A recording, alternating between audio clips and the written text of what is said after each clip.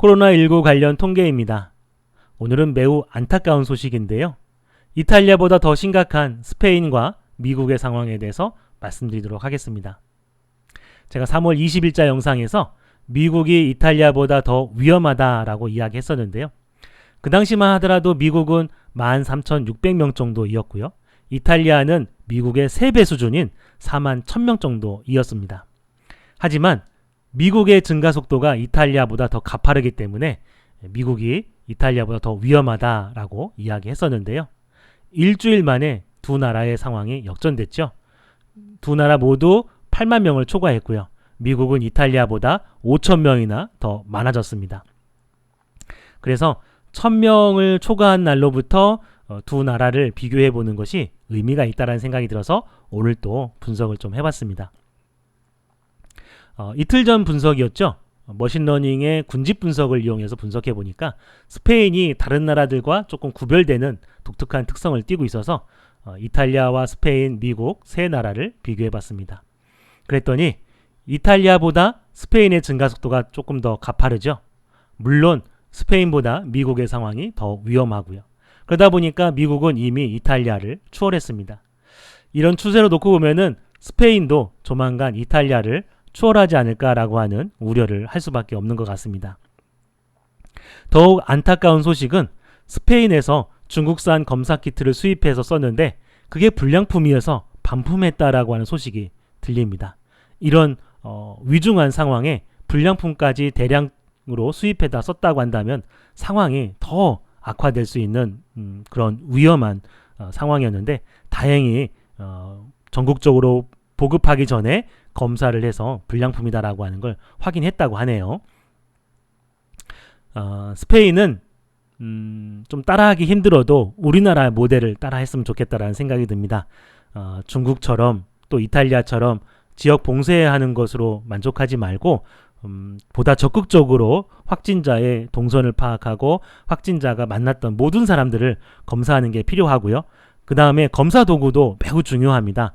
중국산보다는 조금 더 검증되고 안정적인 우리나라 키트를 사용하면 어떨까라는 생각이 들고요.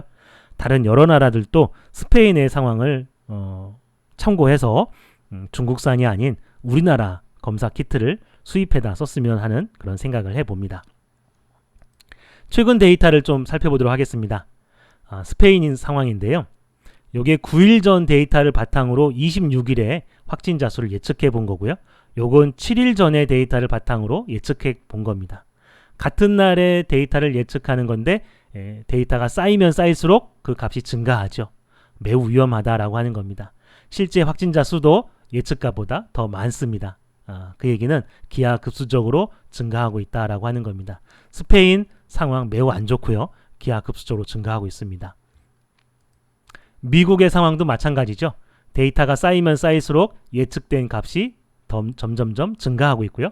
실제 확진자 값도 예측된 값보다 더 많습니다.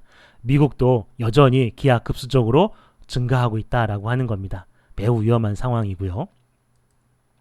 반면에 이탈리아는 매우 좀 긍정적인 신호가 보이죠. 7일 전 데이터를 바탕으로 예측한 거하고 5일 전 데이터를 바탕으로 예측한 거하고 큰 차이가 나지 않습니다. 그 얘기는 기하급수적으로 증가하던 것이 멈춰서고 있다라고 하는 겁니다. 하지만 제가 25일자 영상에서 신락 같은 희망이 보인다라고 했던 거기에서 한 걸음도 더 나아가지 못하고 있는 것 같습니다. 여전히 큰 차이를 보이지 않고 있어요. 그래서 데이터가 쌓이면 쌓일수록 예측된 값이 작아져야 되고요.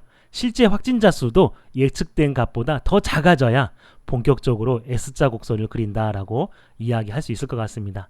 아직도 이탈리아 상황은 조금 위험해 보입니다. 그렇지만 다른 나라에 비해서는 그래도 신락 같은 희망이 보인다라고 이야기할 수 있는데요. 이 상황에서 한 번 더 이탈리아를 응원해 봅니다. 제발 S자 곡선을 그려서 유럽인들과 미국 사람들의 희망이 되어줬으면 좋겠다라는 생각을 해봅니다. 오늘 분석은 제가 지금까지 깃허브에 공개했던 분석 방법을 짜집기 하면 얼마든지 분석할 수 있습니다. 그래서 추가적으로 R 프로그램에서 어떻게 분석하는지는 설명하지 않도록 하겠습니다. 오늘 분석은 여기서 마치겠습니다. 감사합니다.